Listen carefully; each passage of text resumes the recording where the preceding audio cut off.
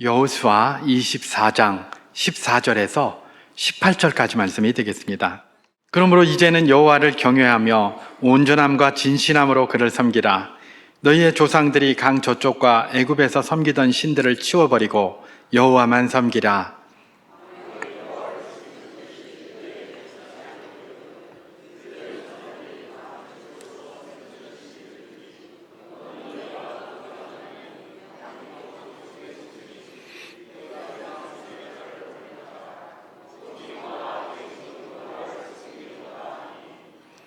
백성이 대답하여 이르되 우리가 결단코 여호와를 버리고 다른 신들을 섬기기를 하지 아니하오리니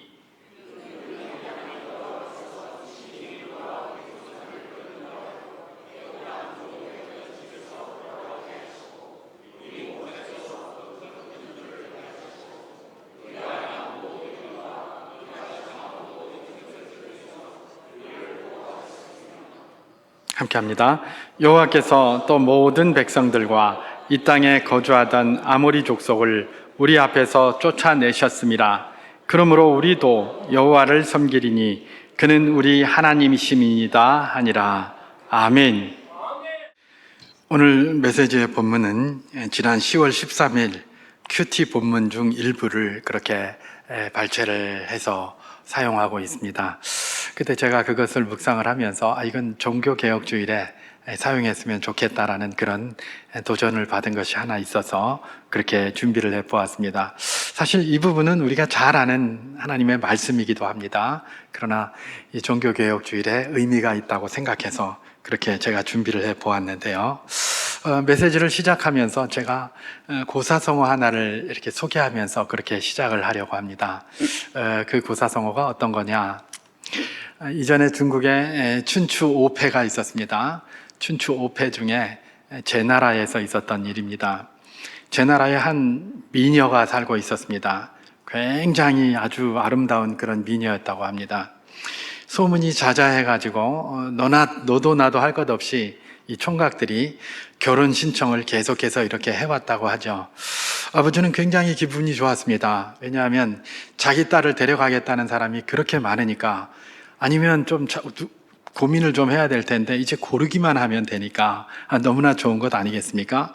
그래서 여러 사람들의 그런 어떤 그 요구들을 다 살펴보고 누구를 찾을까 고민을 하다가 최종적으로 2명을 골랐습니다.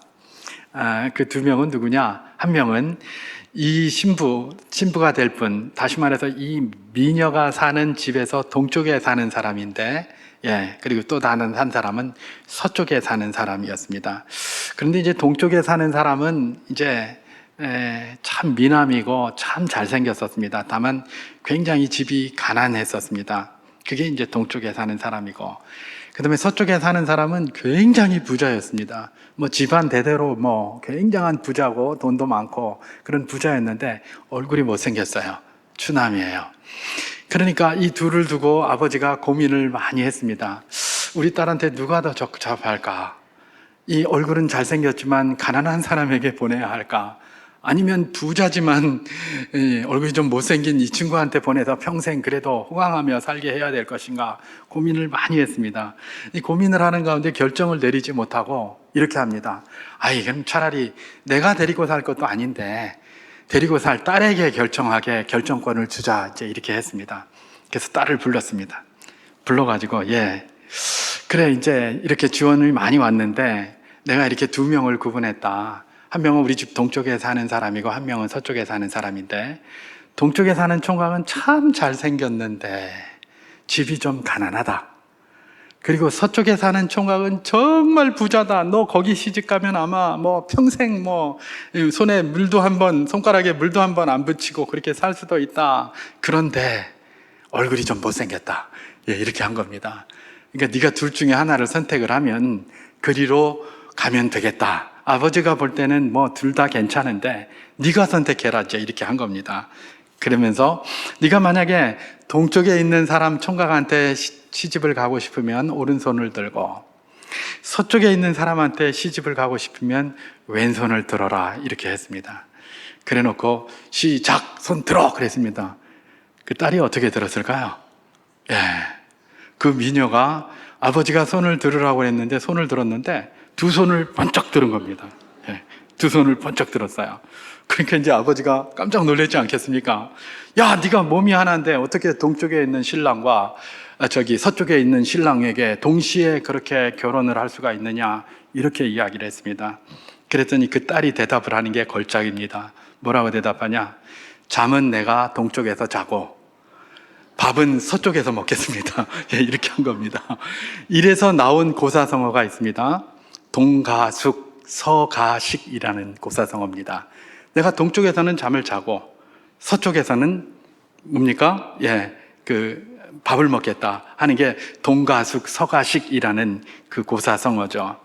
동가숙 서가식, 어디 거처가 일정하지 않고 여기저기 왔다 갔다 하는 경우를 빗대어서 사용할 때도 있습니다. 그러나 동가수 서가식이 굉장히 부정적인 의미로 많이 사용되죠. 뭐냐 하면 지조가 없이 자신의 입속을 따라서 이리저리 움직이는 것, 그걸 보고 동가숙 서가식한다, 그렇게 이야기를 합니다. 지조 없이 여기 붙었다 저기 붙었다 자기 이익되는데 따라다니는 그것 말입니다. 그걸 뭐라고 얘기를 한다? 동가숙 서가식한다, 이렇게 이야기를 하는 것이죠. 제가 왜 오늘 메시지를 동가숙 서가식 고사를 소개함으로 메시지를 시작하느냐, 지금 여호수아 시대가, 또 여호수아가 지금 이야기하고 있는 이 대상, 이스라엘 백성들 가운데도 여전히 동가숙 서가식 하는 사람들이 있다는 것을 말씀에서 암시하고 있기 때문에 그렇습니다. 여러분, 우리가 여호수아 시대 그러면 굉장히 믿음이 좋은 시대처럼 알고 있습니다. 그죠? 그렇지 않습니까? 우리가 사사기 12장에 보면 어떤 내용이 나옵니까? 여호수아가 죽고 그 시대의 장로들이 다 죽고 난 다음에 이스라엘 백성들이 뭐예요? 다른 세대가 되었다고 합니다. 여호와께서 자기들을 위해서 어떤 일을 해주셨는지, 어떤 분이신지 알지도 못하는 다른 세대가 되었다라고 이야기를 하는 것이죠. 언제요? 여호수아가 죽고 그 시대의 장로들이 다 죽은 다음에 그런 일이 생겼다, 이렇게 얘기를 합니다. 그래서 우리는 흔히 그걸 보면서 이처럼 믿음의 사람들이 없어서 이스라엘이 이렇게 되었다라고 보통 많이 생각을 합니다. 근데 놀랍게도 오늘 본문을 이렇게 들여다보면 그게 아닌 것 같아요. 이미 이런 경향은 그 전부터 있었습니다. 지금 여호수아가 아직 눈이 시퍼렇게 살아있고 여호수아와 그 시대의 장로들이 아직 눈이 시퍼렇게 살아있는데도 여전히 그런 경향이 있었던 겁니다. 그런데 그런 경향이 그동안 여호수아나 그 시대에 그 믿음이 있는 장로들이 살아있을 때는 위축되어져 있다가 그분들이 돌아가시고 나니까 마침내 결과적으로 싹이 터가지고 말입니다, 사사시대가 열리게 되었다라고 보는 것이 정확합니다. 이 사람들이 도대체 어떻게 하고 있었길래 동가숙 서가식하는 모습을 보였느냐, 적어도 하나님 앞에 우리가 그렇게 생각할 수 있느냐, 그들의 모습을 한번 살펴보기를 소망합니다. 오늘 본문 여호수아서 24장 14절에서 15절 말씀을 제가 봉독해 보도록 하겠습니다. 그러므로 이제는 여호와를 경외하며 온전함과 진실함으로 그를 섬기라. 너희의 조상들이 강 저쪽과 애굽에서 섬기던 신들을 치워버리고 여호와만 섬기라.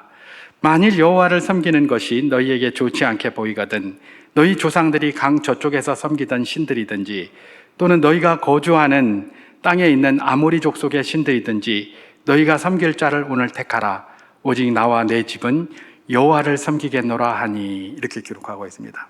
여기 보면 여호수아가 그 당시에 자기 앞에 있는 이스라엘 백성들이 섬기는 일종의 신들에 대해서 이야기를 하고 있습니다. 그 신들이 어떤 종류가 있습니까? 너희 조상들이 강 건너에서 섬기던 신들, 즉 갈대아 지역에서 섬기던 것들 말합니다. 그리고 또 애굽에서 섬기던 신들, 과거에 이미 섬기던 것들이죠. 그런 신들. 그 다음에 뭐예요? 지금 현재 이 아모리 사람, 가나안 지역에 있는 아모리 사람이 섬기는 그런 신들, 이런 신들을 이 사람들이 다 섬기고 있는 거예요, 지금. 여호수아가 볼 때는 그들이 그런 신들을 다 섬기고 있는 거예요. 그런 신들을 다 섬기고 있으니까 뭐라고 얘기를 합니까? 그걸 치워버리고라고 이야기를 하는 것 아닙니까? 만약에 그런 신들을 섬기지 않았으면 뭐하러 이런 말을 여호수아가 굳이 하겠습니까? 그것도 자기 만년에 지금 거의 마지막으로 유언처럼 지금 선언하고 있는 건데 그런 이야기 할 필요가 없죠. 자기가 볼 때에는 여전히 지금도 뭐예요? 강 저편에서 조상들이 섬기던 신들, 그 다음에 애굽에서 섬기던 신들, 그 다음에 그 지역에 현재 자기들이 살고 있는 가나안 그 지역에서 있는 아모리 족속의 신들을 그렇게 그대로 섬기고 있다는 거예요. 그러니까 지금 그런 도전을 하는 것 아니겠습니까? 다시 말해서 이스라엘 백성들이 지금 뭘 하고 있다는 겁니까? 예, 하나님만 섬깁니다. 하나님만 섬깁니다. 이렇게 이야기를 하면서 사실은 동가숙 서가숙 하고 있었다는 겁니다. 하나님 앞에 와서 제사 드리는 것 같지만 딴 데 가서 또 딴짓 또 계속 그렇게 하고 있다는 거예요. 하고 있다는 거예요. 그러면 딴 데 가서 딴짓하고 뭐 여기 하는 그건 뭔가, 우리가 보통 이제 무상숭배 이렇게 하고 다른 신을 섬긴다 이렇게 하면 거기 가서 절하고 거기 가서 막 참여하고 이러는 걸 많이 생각합니다. 예, 그런 것도 있습니다. 그런데 그게 아니고 그냥 자연스럽게 자기는 그런 거 하는 것이 아니라 그야말로 자연스럽게 문화처럼 여겨져서 그냥 받아들이는 게 너무나 많은 것이죠. 여러분, 그 당시에 어떤 그런 신들을 섬기는 모든 것들을 오늘날 우리 번역으로 뭐라고 얘기를 합니까? 축제라는 말로 많이 씁니다. 축제, 그죠? 우리도 총동원 전도 축제 이렇게 얘기를 하잖아요. 근데 이 축제라고 번역된, 우리 한자어로 번역했습니다만은 저 축자가 무슨 축자입니까? 빌축자예요, 그죠? 그 다음에 제는 무슨 제자입니까? 제사 제자예요. 제사를 드리며 빈다라는 용어로다가 축제라는 것을 사용합니다. 그러니까 세상의 모든 축제라고 이 지구상에 존재하는 그 페스티벌들은 다 근본이 뭐예요? 본시 신을 섬기기 위해서 준비된 것들이에요. 우리는 총동원 전도 축제이기 때문에 하나님을 섬기기 위하여 준비해서 하니까 문제가 다른데, 이방인들이 말하는 축제라는 것은 그들의 신을 섬기기 위한 거예요. 그러면서 그 축제를 하고 나면 뒤풀이로 뭘 합니까? 예, 사람들의 말초신경에 좀 자극이 되는 그런 일들을 행하는 겁니다. 그러니까 어떻게 하는 겁니까? 야, 그 축제에 참여하고 싶어 하는 거예요. 축제에 참여하고 싶어 하는 거예요. 그 당시에 아모리 족속의 신들을 섬긴다라고 할 때도 마찬가지였습니다. 그들이 뭐 아모리 족속의 신들, 다시 말해서 바알과 아세라 뭐 이런 신들한테 가가지고 엎드려가지고 제사 지내고 이랬다는 말이 아닙니다. 그냥 그렇게 하는 데에 축제를 간 거예요. 축제를 갔는데 거기서 그들이 그렇게 하고 있습니다. 그렇게 하니까 자기도 모르게 자연스럽게 거기서 따라 움직이다가 끝나고 나니까 우와, 이거 굉장히 자극적인 게 많이 있거든요. 이스라엘은 원래 뭡니까? 목축이나 하던 사람들이에요. 목축이나 하던 사람들이고 지금 가나안에 들어오기 전까지 광야에서 빙글빙글 돌아다니던 사람들이에요. 젊은이들을 한번 생각해 보십시오. 재밌는 일이 하나도 없어요. 지금 뭐 수십 년 동안 사는데 뭐 재밌는 게 있나? 없어요. 맨날 가만히 할 일도 없고. 근데 주변에 이렇게 보니까 아마 축제를 한다고 그러는데 가보니까 농경사회인데 축제를 하는데 너무 재밌게 하거든요. 뒤에 보니까 말초신경을 자극하는 일들이 굉장히 많거든요. 그러니까 뭡니까? 자연스럽게 어디서 축제한다 그러면 거기만 가는 겁니다. 여러분, 야곱의 딸 중에 디나라는 사람이 있었습니다. 그죠? 디나가 바단 아람에서 가나안으로 이렇게 들어오다가 숫곳에 잠깐 머물고 있을 때 축제 소식이 들렸습니다. 세겜에 가면 축제가 있다. 그래서 그 축제에 참여하러 갔다가 낭패를 당한 게 누굽니까? 디나 아닙니까? 그죠? 디나예요. 그 축제라는 것이 사람들의 마음을 그렇게 사로잡고 있었습니다. 오늘날 우리도 많은 축제를 주변에서 봅니다. 조심해야 합니다. 그 축제 자체가 문제가 아니라 그 축제를 배후에 두고 있는 그런 악한 영들의 역사들이 얼마든지 있다는 사실을 우리는 기억해야 될 것입니다. 사람들이 광란의 파티를 하는 걸 좋아합니까? 광란의 파티, 그거 뒤에 얼마나 많은 악한 영들이 움직이고 있다는 사실들을 우리는 한시도 잊어서는 안 됩니다. 하나님은 다른 것이 아니라 그런 것들을 우상숭배다라고 이야기를 합니다. 내가 거기 가서 절을 해서 그런 게 아닙니다. 그런 데 가서 참여해서 거기서 저기 하고 다음에 또 그걸 기다리고 이런 것들을 다 뭐라고 이야기를 하신다? 우상숭배와 동일하게 이야기를 하시는 것입니다. 강 건너 저쪽의 신, 그 신은 누굽니까? 강 건너 저쪽의 신은 우리 저기 뭡니까? 갈대아 우르에서 온 아브라함 본가의 그런 하란에 있었던 그런 종교들, 그런 신들을 다 이야기한다고 볼 수가 있습니다. 대표적인 게 드라빔이라는 겁니다. 여러분, 야곱이 자기 장인에게서 분가를 해가지고 이렇게 나올 때에 자기 부인 라헬이 뭘 가지고 나옵니까? 자기 집의 수호신이었던 그 야곱 가문의 수호신이었던 드라빔을 가지고 나옵니다. 그죠? 그 드라빔은 뭐예요? 자기 아버지가 자기 가면을 보호한다라는 생각을 하는 거예요. 여러분, 하나님이 택하시고 그들에게 가서 부인을 얻어오라고까지 한 그 하란에 있었던 그 라반의 가족도 뭘 지금 섬기고 있습니까? 그냥 그 풍습에 자연스럽게 젖어서, 갈대아의 풍습에 자연스럽게 젖어가지고 그 드라빔을 그냥 가지고 있는 거예요. 그죠? 그리고 그 드라빔을 또 라헬이 가나안에 오면서 살짝 훔쳐가지고 어디다 넣고 옵니까? 당나귀 안장 밑에 딱 깔고 그 위에 앉아서 쭉 오는 것 아닙니까? 그랬더니 이 장인 라반이 야곱을 죽이겠다고 쫓아옵니다. 왜 죽인다고요? 니네가 우리 신 훔쳐갔잖아. 왜 우리 신 드라빔을 훔쳐가노? 그거 우리를 지켜주는 수호신인데. 이래가면서 쫓아옵니다. 야곱이 안 훔쳐갔다고 막 그럽니다. 그런데 사실은 뭐예요? 라헬이 훔쳤죠. 라헬이 훔쳐서 그거 걸릴까 봐 어떻게 합니까? 안장 밑에다가 딱 넣어놓고 그 위에 앉아서 아버지가 막 찾는데도 주지도 않고 끙 하고 있다가 어떻게 합니까? 나중에 라헬 보고 아버지가 라헬한테 이렇게 오니까, 아버지, 내가 월경 중이어서 내려가기가 힘드니까 그냥 의자에 앉아있겠다, 안장에 앉아있겠다 그러면서 안장에서 안 내려옵니다.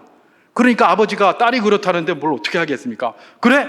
그러면서 찾아보니까 없거든요. 없으니까 그냥 가버리잖아요. 여러분, 이게 그 드라빔이 뭡니까? 신이에요. 자기 집 수호신이라는 거예요. 근데 그 신의 특징이 뭡니까? 아버지고 아들이고 딸이고 무슨 장인이고 사위고 소용없습니다. 나만 좋으면 되는 겁니다. 그냥 나를 위해서 모든 것들을 다 그냥 가지고 가는, 그런 게 바로 그 드라빔이 나타내는 거예요. 지금 그 드라빔 종교가 여전히 남아 있었다는 거예요. 지금까지. 그 드라빔 종교가 언제 있었던 겁니까? 지금 여호수아 이 시대 500년 전에 있었던 거예요. 500년 전에. 그때 일인데 그게 500년 동안 사라지지도 않고, 그렇게 하나님을 믿는다고 그러면서 했는데 500년이 지나도 사라지지가 않았어요. 여기 애굽의 신이라고 또 나옵니다. 애굽의 신은 뭡니까? 라입니다. 라는 바로의 아버지로 알려져 있어요. 애굽의 바로, 그 당시에 최강 국가, 제일 큰 국가고 가장 거대하고 가장 힘 있는 국가였습니다. 애굽의 신은 뭡니까? 바로 그런 것들이에요. 힘 있고 강력하고 바로와 같이 능력이 있는 것. 그런데 지금 애굽을 떠난 지가 50년이 넘었어요. 지금, 그죠? 그런데도 아직도 그 애굽 신 하고 있는 거예요. 하기야 뭐 500년 전에 드라빔 신도 하고 있는데 50년 전에 애굽 신인들 못 하겠습니까? 그죠? 그것뿐만 아니라 지금 가나안에 현지 살고 있으면서 바알과 아세라를 섬기는 그 축제에 참여해서 그들을 따라서 움직이고 있는 겁니다. 하나님이 지금 굉장히 화가 나신 겁니다. 이런 것 때문에. 그래서 여호수아를 통해서 이야기를 하는 겁니다. 그것들을 버려라, 그것들을 버려라, 이렇게 얘기를 하는 겁니다. 여러분, 다시 한번 말씀드립니다마는 그것은 그들이 머리를 그들에게 가서 숙인 게 아닙니다. 그 속에 살다 보니 당연히 내가 좋아하고 이거 참 멋있네, 좋네라고 생각하는 것 속에 이게 자연스럽게 들어와 있다는 겁니다. 그걸 분별해낼 줄 알아야 되는 겁니다. 이게 굉장히 힘든 일입니다. 이게 굉장히 힘든 일이에요. 그래서 제가 오늘 메시지의 제목을 종교개혁이라고 붙였습니다. 아니 뭐 종교개혁의 메시지의 제목을 종교개혁이라고 붙이느냐. 여러분, 종교개혁주의에 대해서 학자들은 그렇게 얘기를 합니다. 그 종교개혁은 말틴 루터와 같은 종교개혁자들이 교회를 개혁하기 위해서 한 거기 때문에 종교개혁이라는 말보다는 교회개혁이라고 하는 것이 맞다, 그렇게 얘기를 합니다. 그래서 종교개혁주의보다는 교회개혁주의이 맞다, 이렇게 이야기를 해요. 맞습니다. 그분들의 말이 정확히 맞아요. 근데 우리에게 익숙하게 종교개혁이라고 이름이 알려져 있기 때문에 자연스럽게 그냥 그렇게 쓰는 것 아니겠습니까? 근데 저는 교회개혁의 그런 어떤 공동체나 단체로서의 그게 아니라 종교개혁, 이것은 우리 개개인이 가지고 있는 여러 가지 종교들이 있는데 그 종교들을 좀 개혁해 보자는 겁니다. 아니, 우리가 무슨 여러 가지 종교가 있습니까? 우리 하나님의 백성이고 기독교인인데요. 맞습니다. 이스라엘 백성도 그랬습니다. 하나님의 백성이었습니다. 근데 그들에게 종교가 많이 있었습니다. 여전히 오늘도 거기서 자유롭지 않습니다. 우리도 하나님의 백성입니다. 하나님을 믿고 따른다고 합니다. 그러나 우리한테 종교가 굉장히 많아요.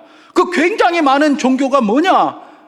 우리 종교성이 풍성하기 때문에 굉장히 종교 많은데 그 중에 몇 가지만 오늘 본문과 관련해서 한번 살펴보면, 우리도 여전히 드라빔이 있습니다. 우리 가운데. 어떤 드라빔입니까? 이기주의라는 종교입니다. 이기주의. 내 혼자 모든 걸 다 하려고 하는 거예요. 이기주의예요. 여러분, 개인주의하고 이기주의하고 조금 다른 거 아시죠? 개인주의는 좀 필요할 수 있어요. 개개인의 특성을 다 주장하는 것이기 때문에. 그러나 개인주의는 남의 특성도 그러기 때문에 고려할 줄 알아야 되는 거예요. 그죠? 내가 특징이 있다라고 하면 남의 특징도 인정해 줘야지. 내 특징만 주장하고 니는 특징 없다 이러면 되겠습니까? 안 되잖아요. 개인주의라는 것은 뭐 칭찬할 만합니다. 하나님께서 각자에게 주신 달란트와 특징을 충분히 발현하되 내 것만 발현하는 것이 아니라 다른 사람도 그런 게 있다는 걸 인정하고 가는 거기 때문에 그렇습니다. 근데 이기주의는 아니에요. 이기주의는 네 것도 내 거, 내 것도 내 거, 다 내 거 이거예요. 내가 기분 나쁘면 아무리 뭐라도 상관없는 거예요. 나만 좋으면 돼요. 나만 잘 살면 그야말로 장인과 사위든 아버지와 딸이든 뭐 가족관이든 상관없어요. 나만 아니면 돼요. 나만 잘 살면 돼요. 그게 이기주의로 만연되어 있는 건데 그게 바로 뭡니까? 그 강 저쪽에서 그 너희 조상들이 섬기던 신들 드라빔이 바로 그것을 대표하고 있습니다.